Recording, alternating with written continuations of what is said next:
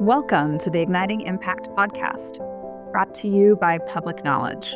I am Stacey Moss, the host of the podcast and the president of our management consulting firm. Our firm's vision is to be a catalyst for change, leaving each person, project, client, colleague, and community better than when we began. The Igniting Impact podcast is an opportunity to share what our clients and partners do daily to impact the world. We want to highlight this essential work and the work that they do for their customers and clients and stakeholders that is changing lives despite the many challenges that we face.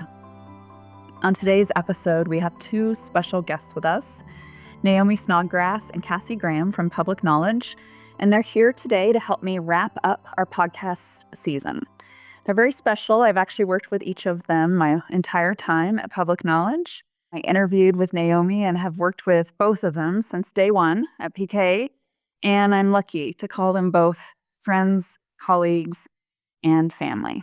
And welcome to each of you. I'm so glad to have you on with me today. Let's start by getting to know you each a bit more. If you would both tell us just a bit about yourself, your background, what you do for work right now at PK, and how'd you get here?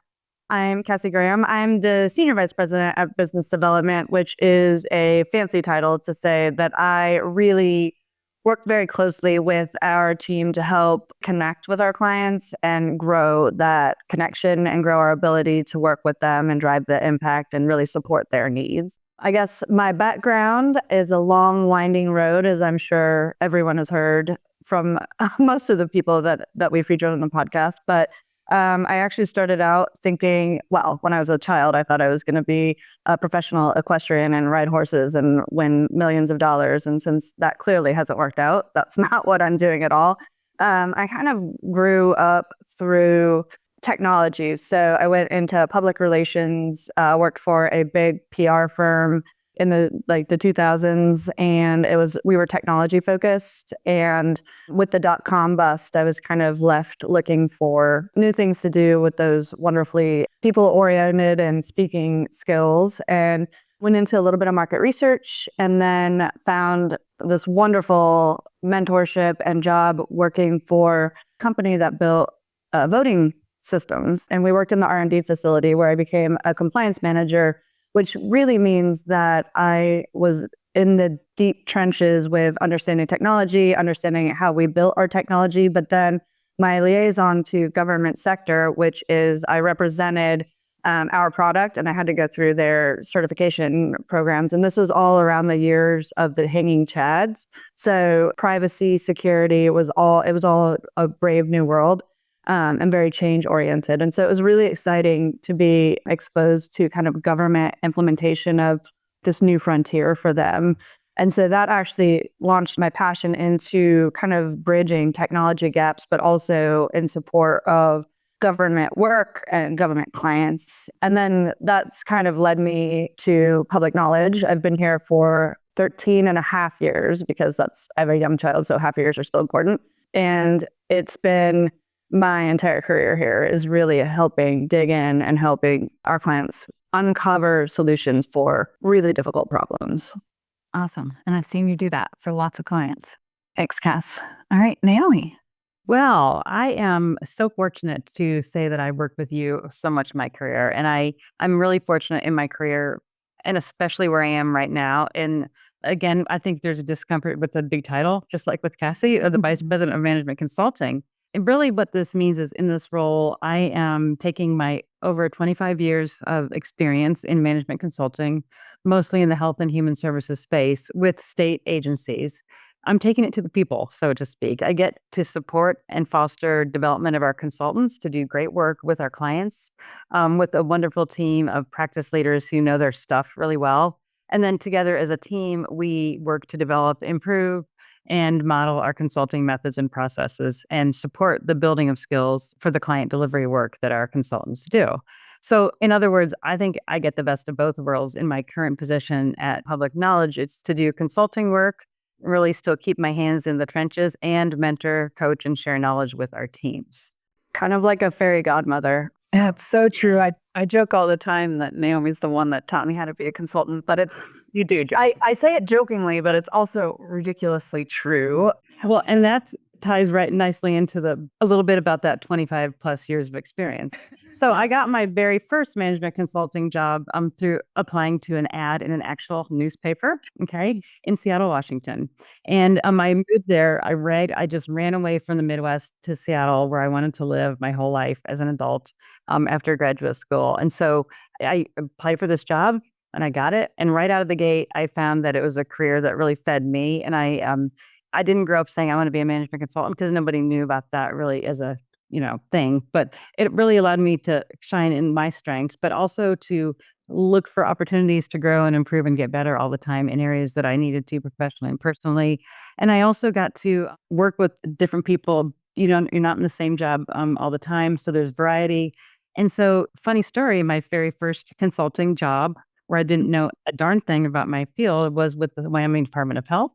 And I still know some people from that time. It's a great world to be in, and I'm very fortunate, like I said. So, and at this place in my career, I'm still energized. And I'm actually really excited that I can say that and believe it and know it is true about learning new things and continuing to stay young at heart through constant learning. Well, I love working with you both, and you're both brilliant, and I've learned a lot from both of you. But I think even more important is, personally, I think you guys are just wonderful humans. So probably my favorite question on the podcast is, let's get to know you both on a personal level, because I'd like the listeners to get to know you on a more personal level. So tell us who you are outside of work and the values that you live by. I think I'm just an older child. I think humor and hard work really motivates me.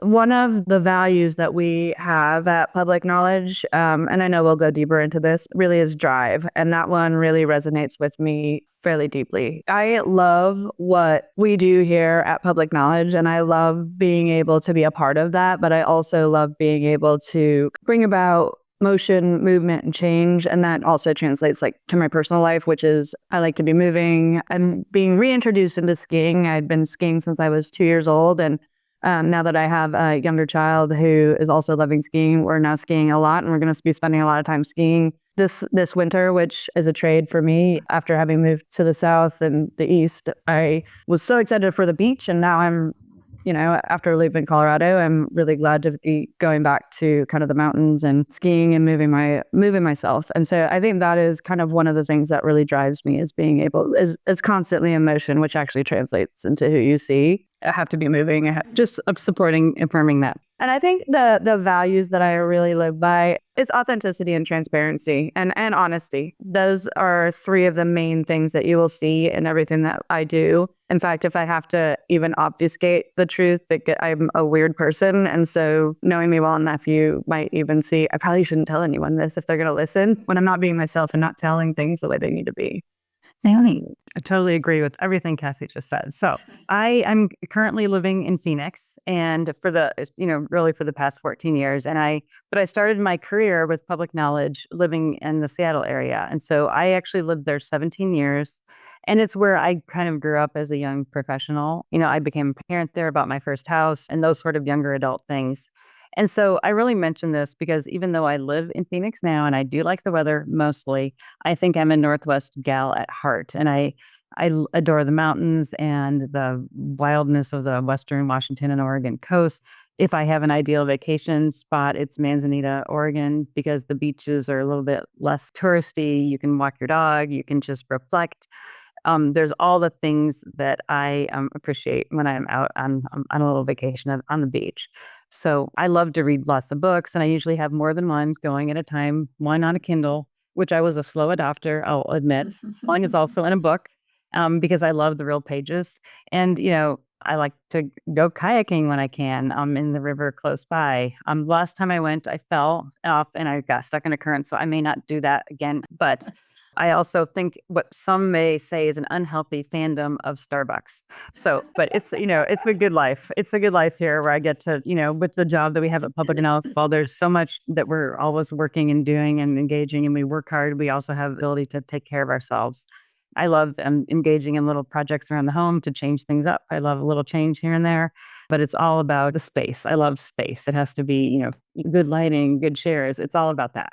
And then another personal part, I have a son who is a really good young adult, and I'm so happy to be able to say that. And I'm proud of him. And he engages with his friends, his colleagues, and his family just in a wonderful way of support and empathy. So it's just great to have him.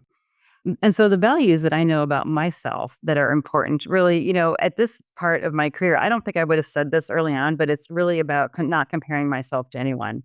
And it really translates into how we accept and embrace everyone in the different ways we show up. I mean, that's just so enriching when you really get that.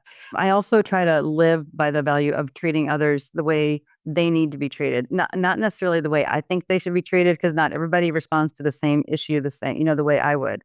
That's borne out very much when I'm driving down the road and I have road rage. Sorry, I have to confess that. Don't hold it against me. So, but really, no, treating people like. But my point about that is not everybody knows that I'm annoyed because I'm late. You know what I mean? We have to assume that people are operating where they are, and so if we treat people that way, we're going to be much happier together. I also finally, one of my mottos is that I'm basically not here on earth to be served. And that may sound really self-serving, but it's just sort of logical, right? I mean, we're here to, I get strength when I get to help others or serve others instead of me. It helps you, really do good stuff. It just, you're not like neglecting yourself in that. You're just serving others is a way of, really gaining strength and helping the community as a whole. And I think finally, working hard. I think working hard is a value. And basically, I've been working since I was 13 as a babysitter. It's a good way to spend the time when you have something that's focused on that you like to do, that you're good at, and that can impact others in your sphere, which we're going to talk about later on this podcast. That kind of wraps it all up. But ultimately, at the end of the day, I get to work with great people. And, another kind of motto that really helps me wrap everything to a day where I can actually feel at the end of the day that I'm not going to solve the world's problems is it's okay not to, right? If it's not in my control, I'm not going to solve it and I'm not going to worry about it. And that has saved me more times than I can say. That's the one I struggle with. Well, we just had our service day in Cheyenne. So I love your serve others, which reminded again how lovely it feels giving back and serving others. We volunteered at the children's Christmas party for Chispa, the Hispanic cultural youth. It was so much fun. We had a blast. And then we went and helped serve food at Meals on Wheels. And I was actually having a conversation with my 17-year-old about how I had a job from the age of like 10 on, and I never, ever not had a job, ever.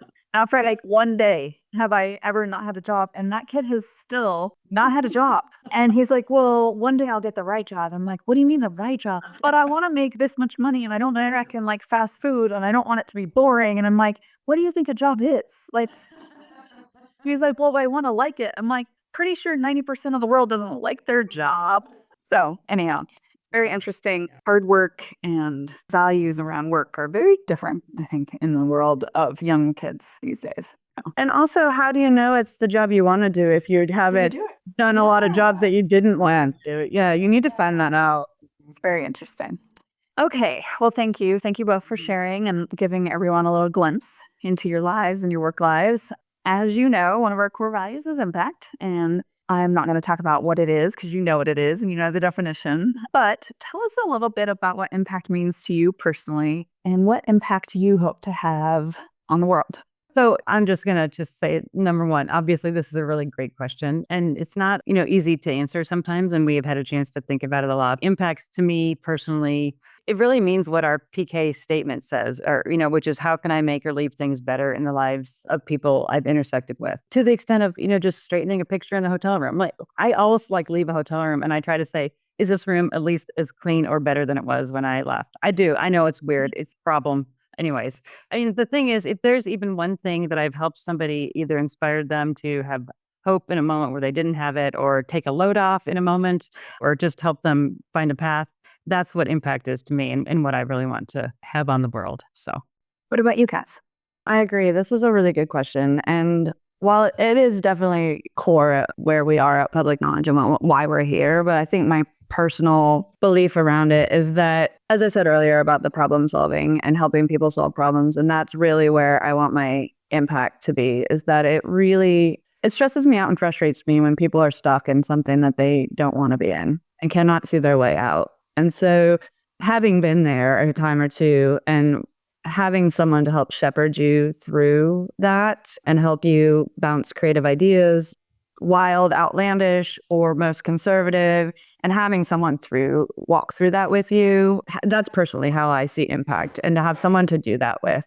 And then really that is the impact that I hope to have on the world, that there are people that I walk by that are not stuck because of my ability to help them get unstuck. All right. Well, so for the podcast this year, so for all of the episodes, we've been really focused on generating and using evidence to drive impact or change.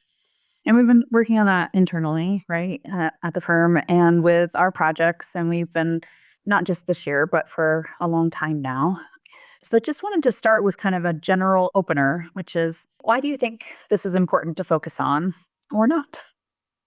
So I think this is incredibly important. And as I've become more confident and sophisticated in my ability to do my job, it's really driving home how important data is. And data is a representation of evidence. And in order to make the right choices in life, and in order to make the right choices for an organization and for the organizations that we serve, for those that they serve, it is impossible to make the right decision without really looking at critical pieces of information and evidence. Otherwise, you can make all the decisions you want, and you never know how it's going to land or whether or not you're ever going to get to the right outcome. While that sounds like a no-brainer, it just happens all the time, you know? It happens more often than we would ever admit. Even if you're all looking at the same evidence, there's even interpretation from there. So making sure that it's all kind of, everyone's aligned and understands kind of what they're looking at and how they're looking at it, so that we can get to really the best answer. So oddly enough, I think my answer is really very similar. So I won't belabor it too far, but ultimately evidence from data helps move mindsets to accept and champion changes that are needed to benefit people. There's really nothing more frustrating than being the one who sees the clear path and knows the benefits, and nobody's able to be persuaded, right? And so I think, data can help with that, which sort of is what you said as well. And that leads to impact as we define it at PK. That's very simple, but it's not easy to get there, right? Yeah, it's not easy to get there. And I think we get wrapped up around data. Either we forget it's there, we forget to look at it, we forget to generate it, right? Or we get lost in it and we get so wrapped up in, is it correct? Is it quality? Is it telling us what we need it to do? Or we just get lost in it, right? And then we forget to use it the way we need to use it. Yeah, that's the hardest part, is when it gets discounted for that very reason. I think that one of the podcasts, they actually said that we spend so much time looking at the quality of holes. Yeah, right. That we absolutely miss the story. Even if it were 100% perfect, the story is still the story, regardless of that number. Yep, exactly. All right. What I thought we would do today to kind of wrap up our season is just to look back at each of our episodes. I'm going to remind our listeners who our guests were and kind of what the topic was.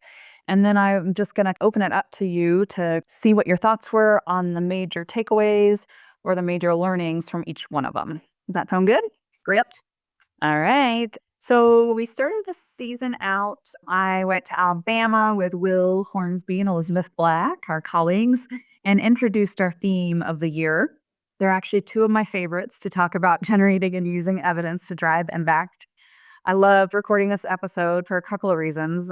One is I got to record it in Alabama. We were overlooking the water. It was a beautiful place to be, but it was a really, for me, kind of thought-provoking conversation. I went into it thinking I knew exactly what I wanted to talk about for the season and for the theme, but I had like a lot of aha moments that day of things that like I put together in my head, like connections that I put together in my head that I had not put together in my head until we were literally there in the room together having the conversation. So I'll open it up like that and just leave it there and just see kind of what was your takeaway or learning from that episode.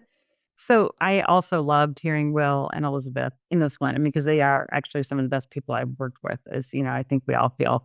Obviously, the key here is that in our role as management consultants, where we're really trying to help our clients, which are usually the state agencies that are in the space of direct human services, which is helping people who are in need, right? Or who are need support. They need help to get on a path that'll improve their lives. That's their target, right? And so in order to impact the world, helping those people is really important. And so I kind of have two takeaways from this one that really resonated. And one is drilling into data and analyzing the story that it's telling you, kind of along the lines of what we were just alluding to, is the way that we can get through the layers of systems and organizations, organizational structures that actually impact real people's lives, right? Some of the sharing we heard from Will and Elizabeth, in the child welfare space just really demonstrated those stories. Like they were tying it to a person and there's a story there, right? I think very important is a second takeaway that when talking about living and breathing the generating and using evidence to drive impact model, which is our, motto for this year, that it's personal too. It's not just organizational or structural, it's personal. And there is risk. Like I think Elizabeth used the word bravery here, right? There are misses. There's going to be times to go back to the table for another solution. So having data can just help us navigate those bumps along the road, and just it's a tool that helps us, elevate the decision making. So those are my kind of two main takeaways from that. Cassie, what about you? Well, I'll first start with the fact that I love this episode far more than I anticipated. Again, when we go back to authenticity and honesty, I was like, oh, I know Will and I know Elizabeth and I know how this is roughly how it's going to go. And so I had this kind of event that was pre-scripted in my mind, and it just blew me away. And probably, sorry about all of our other guests, probably was one of my favorites. Hard one to start out this process in preparation though. Oh yeah. But it really blew me away. Some of it is because of stories that I know. I've lived through a couple of them with Will and Elizabeth, but to actually hear it put in the terms of in this frame just really blew me away. And there are two things about it. Is one is just a hats off to my friend Will, is just the connection of his ability to take this topic of generating evidence and bringing it to decision making, but likening it to his very personal experience with his medical diagnosis. And it was so early on, it just caught me, it pulled me in right away about listening to every word that the two of them had to say, which it helped me reconnect with Will and all of that. And also how data can be used and why it's so important. And it was just such a really artful and masterful way to do it.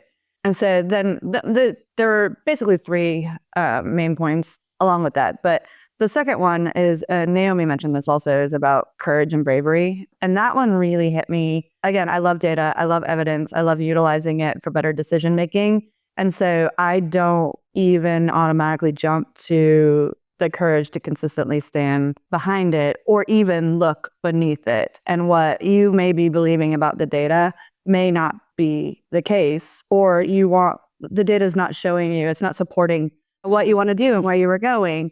And particularly when you're invested in the plan. And so I'm just thinking, like, it's the end of the year, but it's also for us, we're all starting to look forward to planning for next year, which it's the time, like lessons learned and how are we going to do things differently. And so when we're thinking about strategic planning and how data feeds that, if the data's not showing us that it was working well last year, it's really hard, particularly when we've all made so much investment to make it work, to move on. So I really loved what both of them had to say about, fail quickly and iterate. You need to do that quickly so that you can be successful.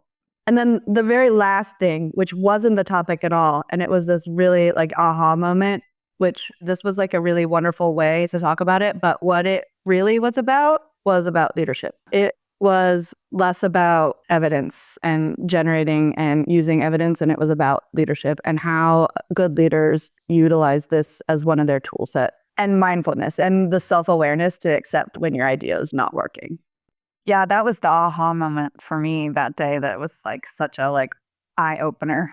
Oh my gosh. And how did it take me having this conversation in this room to get there? Okay, well then the next one was we had the Washington Courts episode with Allison Ward, who's on our team at Public Knowledge. And then we had Sarah Burns, Tarika Defer, and Melissa Ziles-Storff. We talked with this team about court training videos that we helped them create. with lived experts to better prepare them for the court process in abuse and neglect proceedings. I absolutely loved getting to know our guests on that episode. And I love getting to focus a little bit more on lived expertise and kind of using them for input throughout the process. It was a way of gathering evidence and data, right, into the process and into our process. What was your takeaway or learning from this episode?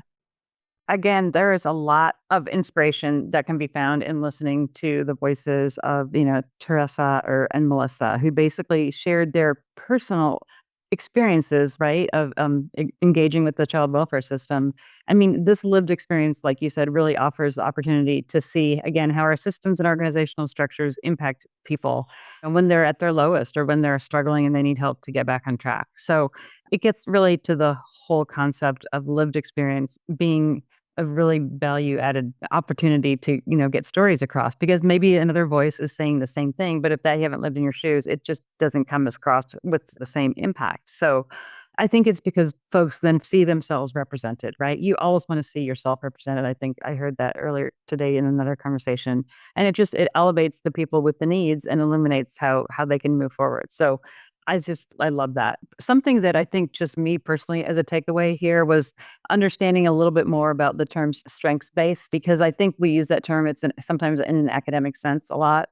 This discussion helped me to see more what that looks like, right? I think the way this project was centered on the impacted individual and wove in how to help them reach their potential from a positive lens, that really kind of helped me tie that together. And I love that just as a personal growth takeaway.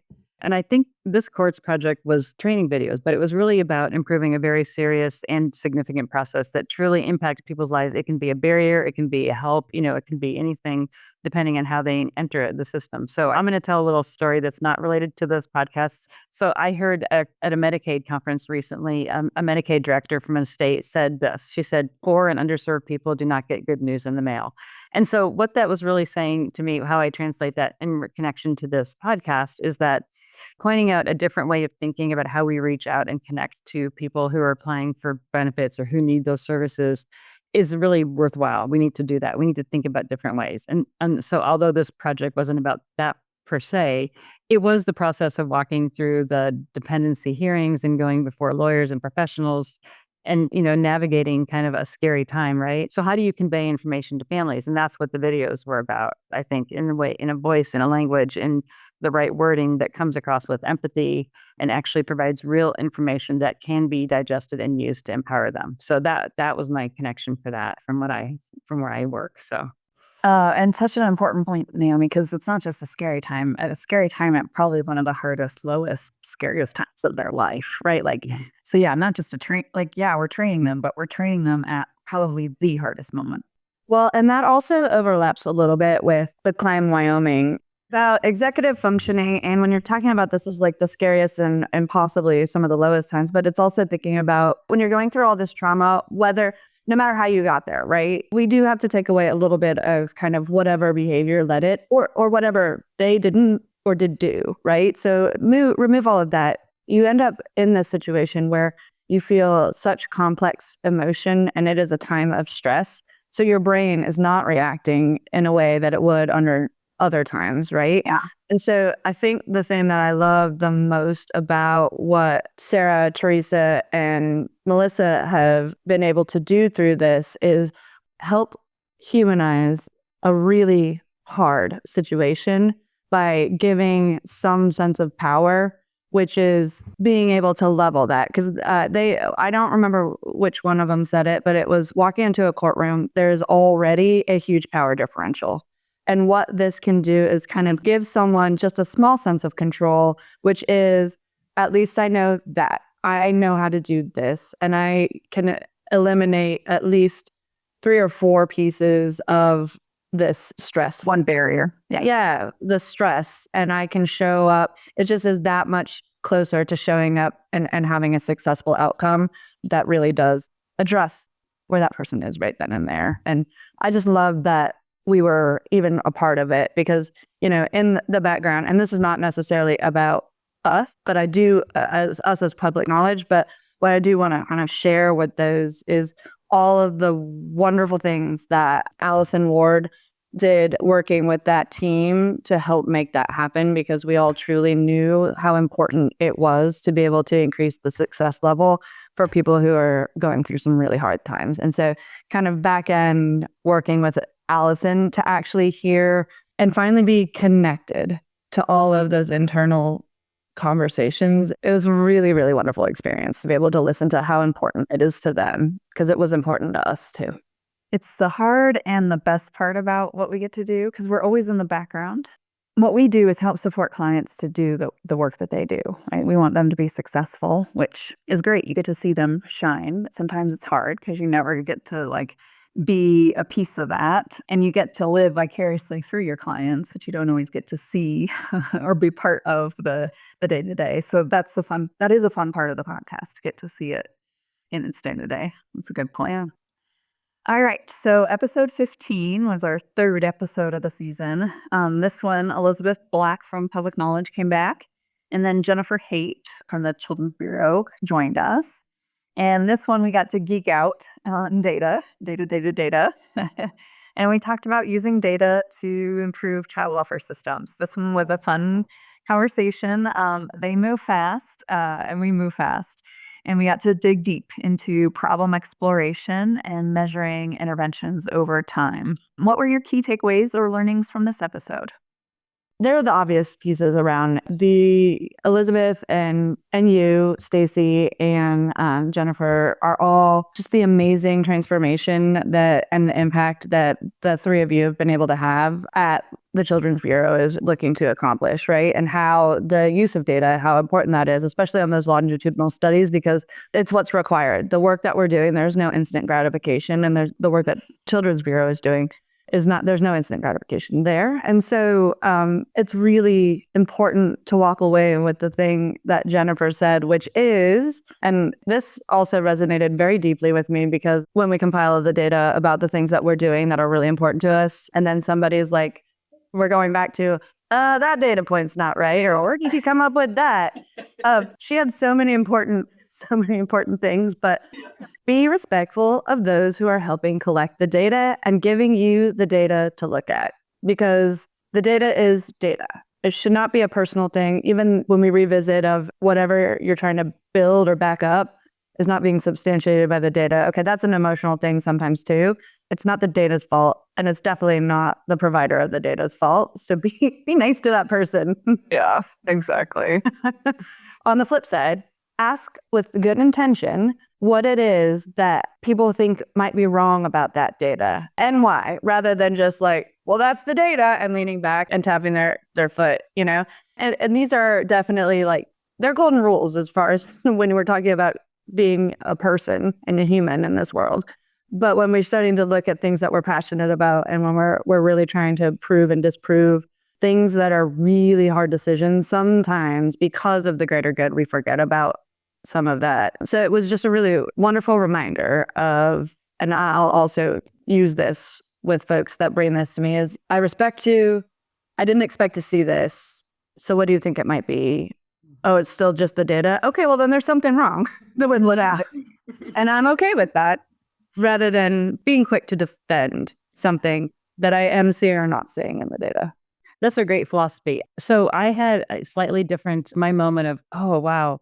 So in the podcast, a lot of discussion acknowledging the very truth to the statement that it's hard to even come to the table with the right question that you want the answer to, right? And then then Elizabeth went on and started talking about the leaders having a clear vision, which I think we talked about leadership again, right? So I loved hearing that, because really the leaders that I most admire are the ones who can articulate a vision, and, I can capture it. And then, we all can kind of have a mindset that is, buying into the vision. So I guess I don't think I ever articulated that way to myself before, but wow, that was really helpful to kind of walk away with that. And I just think it's really important in these data measurement efforts that we have that vision for the outcome. Otherwise, the path to the analysis, and I think, Kathy just talked about a few different ways that could show up, right? That the path ends up being not aligned with what you really need, right? And so ultimately, I think what Elizabeth was saying here is that, that's very much in line with the fifth component of our project management framework called DITDA, which is to generate and use evidence to describe or to measure impact. And so, the very first part or practice within that component is to confirm and describe what's the important thing to measure, right? What's the outcome you want to impact? Or as Jennifer said in the podcast, the things you care about. So it seems so obvious, but really going back to the first comment, knowing how hard it can be to get that, it's important to spend the time to get that right.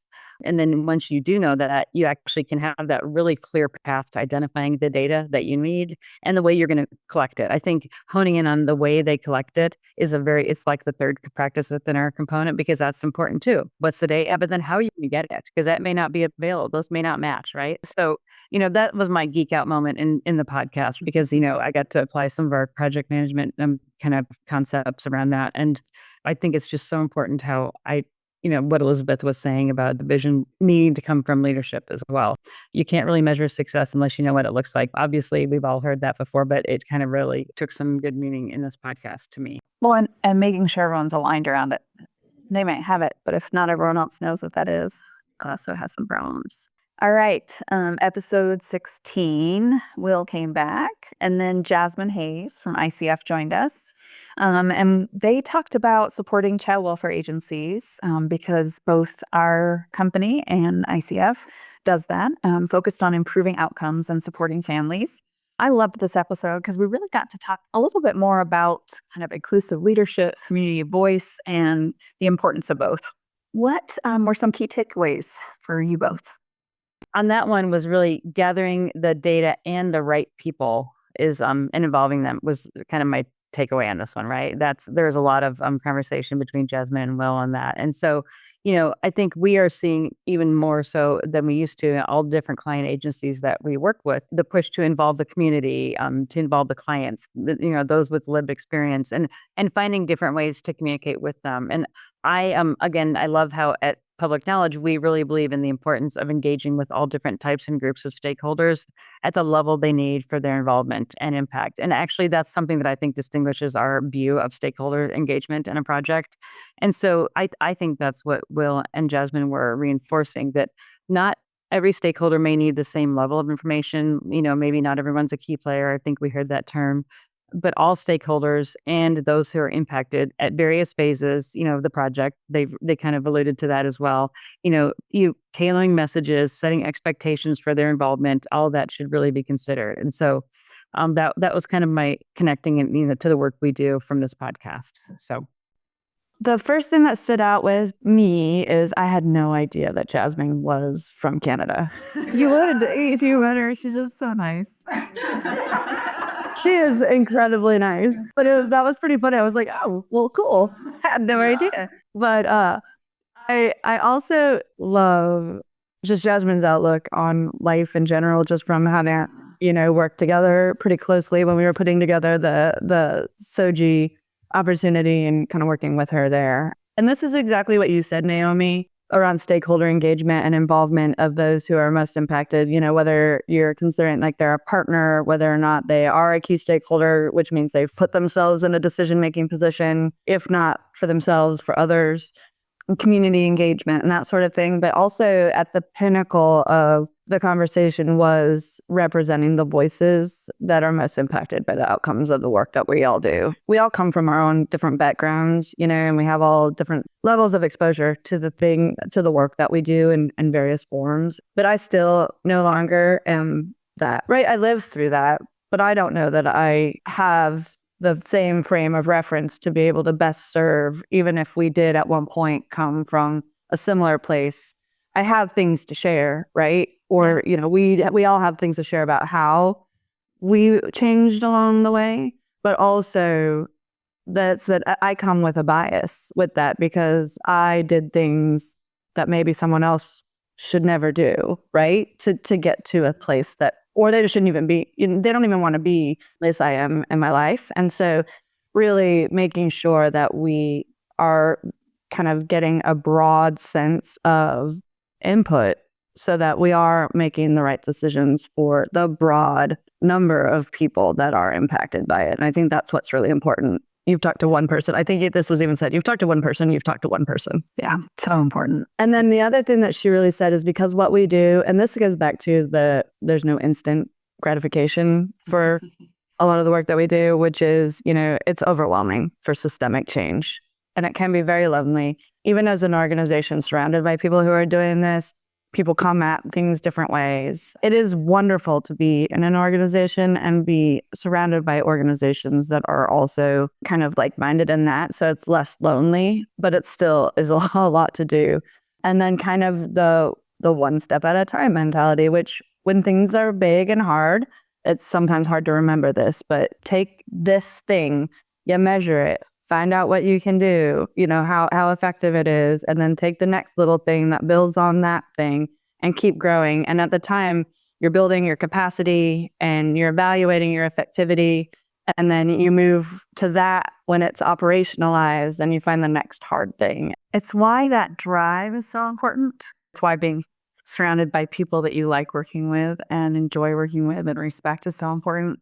And I'm over here smiling because I'm realizing I'm going to say this out loud on a podcast and Jim might kill me because I'm going to say it out loud. But I remember him telling me one time when I was having a particularly bad day, because this work can be hard. Mm-hmm.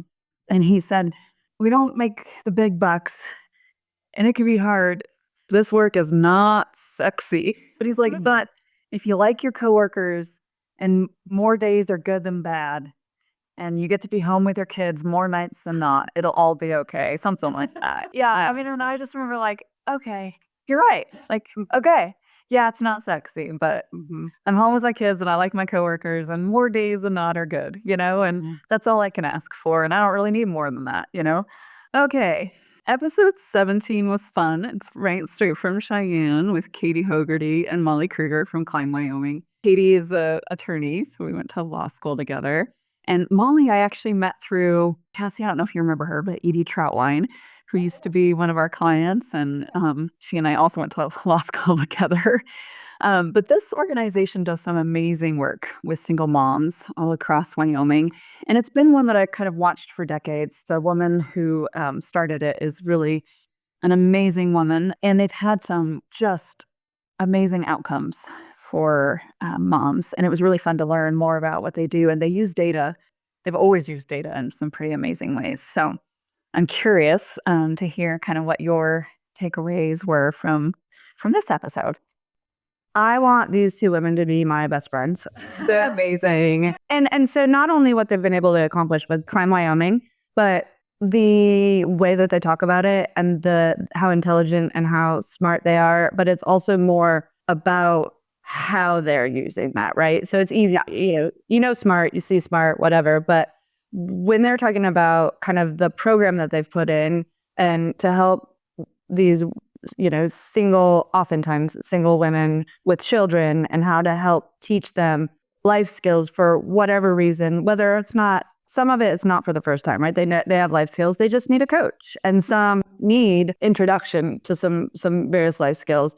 So the way that they talk about that, and then also how they measured it and measured their success and how they were able to say, hey, these are interventions at this point. We've seen this amount of increase in ability here. And then they've also then talked about kind of like the storytelling of how it landed, which is there are a number of different wonderful stories around. One of the moms, actually, her son came back and he was able to do something that she didn't even know was possible. It's amazing to know that people are out there in the world that are just there for women that are in this situation, not that they've been in this particularly, there's a lot of domestic violence support group and there's a lot of trafficking and that do similar things. And I'm not saying that that's not, they serve some of those, they end up in this program, but they're also, it's available to people in need in general, which I love that this kind of taps a need that is open, that's not necessarily 100% being served. And I love that someone has that vision and then also creates such a really strong program around it. And it's really inspiring. But the takeaway that I had, this has already happened once today where I've used this lesson, where they said one of them, they teach women to be vulnerable, because it's really important to be able to share a little bit. If something hard is going on at home, if something, is troubling you, you are not showing up as the same level of performance that someone might expect on your good days, right? And so sometimes it's hard. We've been conditioned for such a long time to hide it, right? But people can see it. No matter what you do, it still comes out. For those of you listening, Stacey and I, it comes out of our eyes most of the time, or laughter too. But what they were talking about is teaching women how to be vulnerable, but not oversharing. That's not something I know, so welcome. I'm just share a lot, but it gave me a lesson around executive functioning that nobody has. You don't have to know everything that I've gone through to know that I'm having a hard time. But what I can share is this, this, and this. And it's so funny when you run into just letting that sit for a moment. How many times have you been, I don't know, seeing some provider of some variety where they have told you everything and you're kind of in shock about everything that they've shared with you? So it was a walk away with vulnerability and self-disclosure doesn't have to mean that you've told everyone, your deepest, darkest secrets. But I love that they are able to articulate and kind of using that as a silly moment, but the importance of teaching and coaching people on things that even everybody's working on, or they should be. And I love that they are actually out in the front doing that kind of at the ground level, right? So they're starting with the moms, and then the moms are going to teach that to their children, and then their children are going to teach it to their children. And it's changing and it's evolving. It changes generational poverty. It's like one of the only programs I've seen that actually does it. There's all this the substance abuse and the opioid money that's coming out. Each state is getting a very large chunk of money. And we were talking about it with the rural health associations and how difficult they're having, right? And so one of the things that I was thinking about is, how to connect those massive funds, because the Rural Health Association is so underfunded. And even, places like Climb, Wyoming, they could have more impact. Weave all of that in, because it's all behavioral health, but it's also access to medical care. And that's also things like the Build Women, that program helps teach people how to serve and support themselves. And that's another way I was thinking about how that money from the opioid settlement could also help grow Climb as well as the Rural Health Association and really connect that.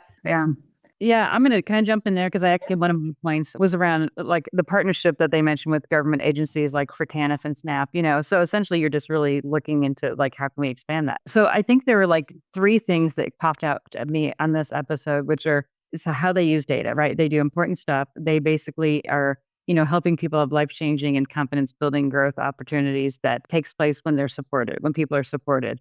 But basically, listening to Molly and Katie talk about, their process and how they use data, I think there are 3 things that really jumped out at me, which is that we hadn't seen maybe in some of the other examples of data, which is they actually are understanding of this process around the significance of employment and mental health being important in a scientific premise, right? There's like a study that so they are already building this on the foundation of something strong that's been supported by data. So it's like data, right? And then there's also, and I think, Cassie, you just talked about modeling and coaching. Modeling and coaching, there's so much data behind that as proven to really help impact change and drive people to take a new skills on.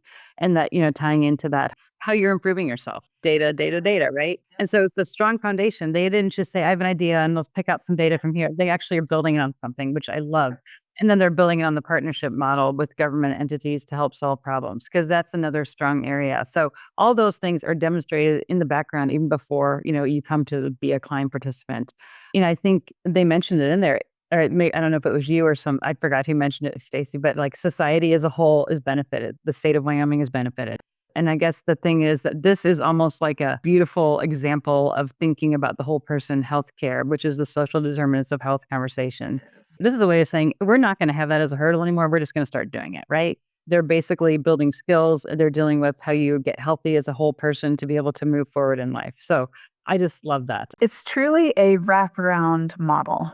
Health, poverty, economic, folk rehab, mental health, behavioral health, education, like all the things all at once, right? And I know just from like being, somewhat affiliated over the years and watching it, they deal with everything. So if they have a legal issue, they help them deal with it. If they have a family law issue, they help them deal with it. Like whatever it is, it truly is background, like no wrong door. It's really amazing. It's like they're just like they took the stumbling blocks out of the way and just are doing it. And I just think that's great. And they've figured out how to use this kind of blended braided funding model, both Right. private and public, Yeah. so that there isn't a barrier there with their funding model. So that they're not like, well, this grant funding won't pay for that, or this, I mean, I'm sure it's really ridiculously complicated with their cost allocation model, but it's also pretty amazing to be able to just serve the families without having to worry about where the money's coming from. Absolutely. Well, and even this is not in the world that we operate, but even like nonprofit mentorship, right? When she even said, I don't remember who, but they were talking about how they have completely separated from the operations, right? And that makes sense philosophically, but so many do not do that. So many that are really driving impact, they're so tied that it really does. It makes it difficult to really stay top of game on both of those, which is so incredibly important. They really are an inspiration to kind of anyone who wants to start a new safety net program or even just run a business. They're going to be on my list when we need to research that next time. Yeah, and now they're also looking, I mean, now what's really cool is, now they're working on training other states looking at building a model like this, which I just think is great. All right, finally, but not least, our last episode, number 18, was with Jerome Strickland and Wendy Campo. And we talked about the North Little Rock Thriving Families Initiative. We focused on data that shows racial disproportionality that affect Black and multi-race children in Pulaski County, and the work that's being done to provide community-driven solutions to this challenge. And I've spent quite a bit of time in Pulaski County over the last few years as our team has kind of worked on this project in various different ways. It's a great place to be. It's a great team. And they've been spending a lot of time trying to address the disproportionality there. So I'll just open it up. Kind of what were your learnings or takeaways in this episode? So I was actually particularly interested in this because my husband's step family, I'll call them because they're all there. They're in North Little Rock, actually. And so it was really, really interesting for me to take the anecdotal stories that they've just had in life, right? And really put it together with not only the story that Wendy and Jerome were going through about the need and how they were able to plug in, but also kind of put that with what I've seen. And to be so proud, in fact, I need to send it to my family there because I want to brag a little bit because it really is so impact driven and so tangible. We've said a number of times that we don't always get to see what we're doing because it takes a long time to impact these changes.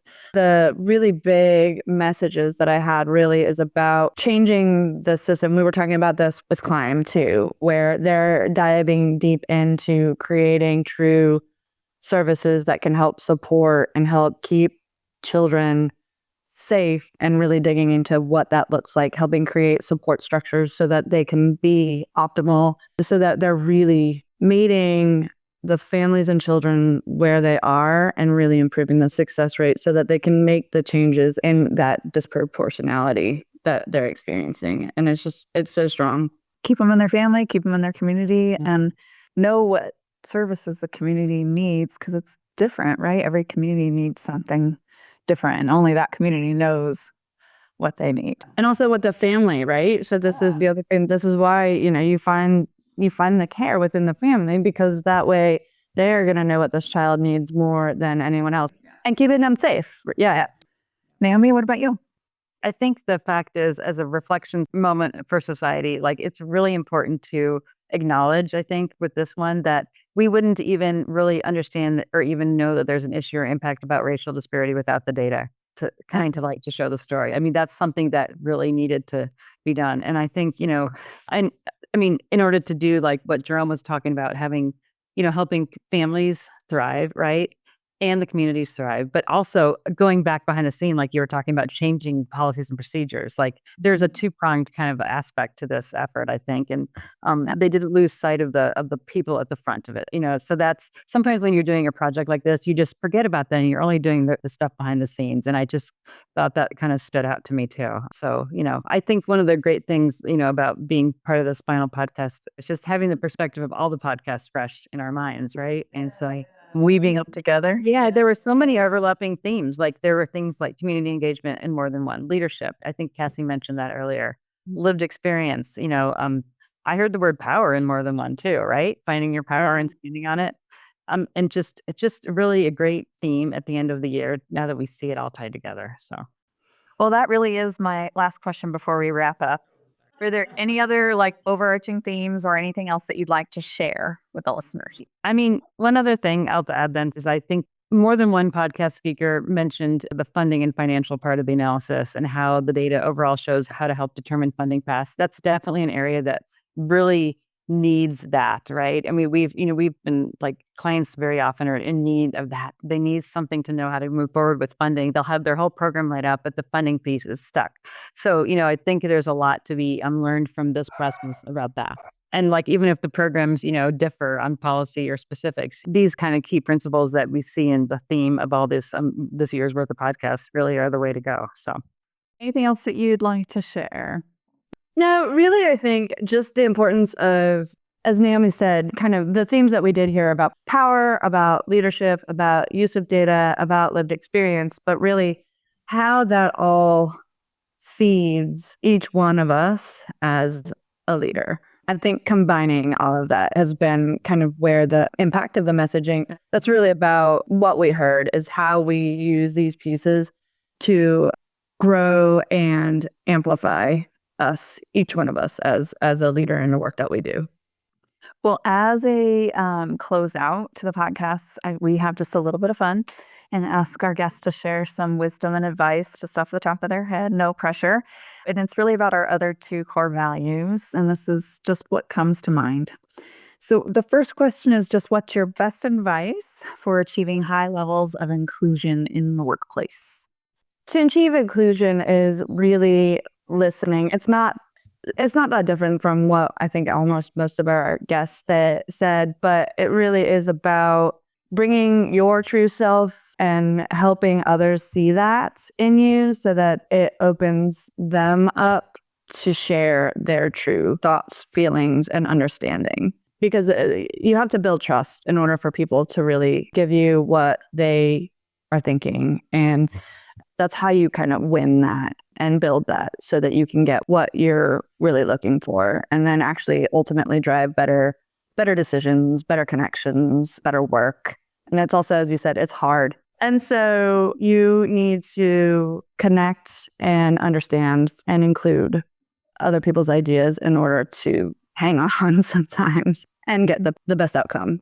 Naomi, what's your best advice for achieving high levels of inclusion in the workplace? I think my number one answer here is to ask and invite people to share their story. I think I'm kind of saying the similar thing to what Cassie said, which is asking them to be involved, basically inviting them into the group or the team or the work, and invite them to take a task on that they'll be good at. And I mean, I personally know that if you're asked, you're coming into the circle at that point, right? And so it's what everyone at their core needs, just to be asked. And I think that bridges a lot of the issues that maybe go against inclusion, things like not understanding the person's story or perspective, which Cassie mentioned.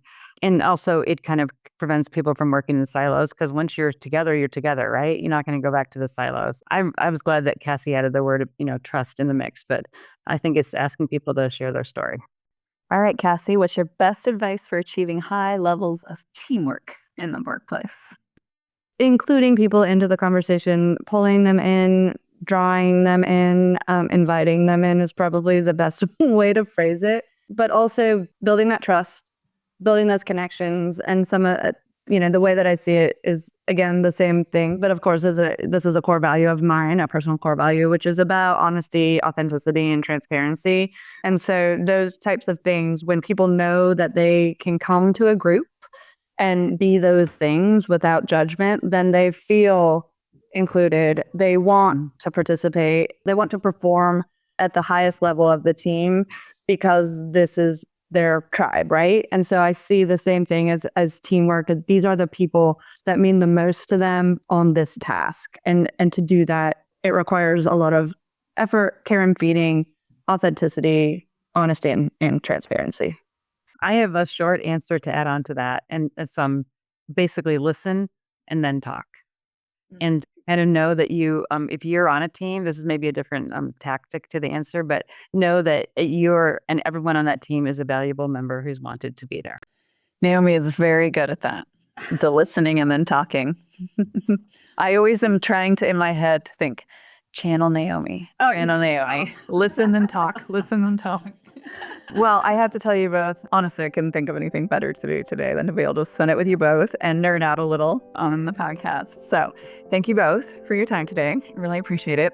And thank you for being here with me to connect, to learn, to grow, to breathe, and to share. Until next time.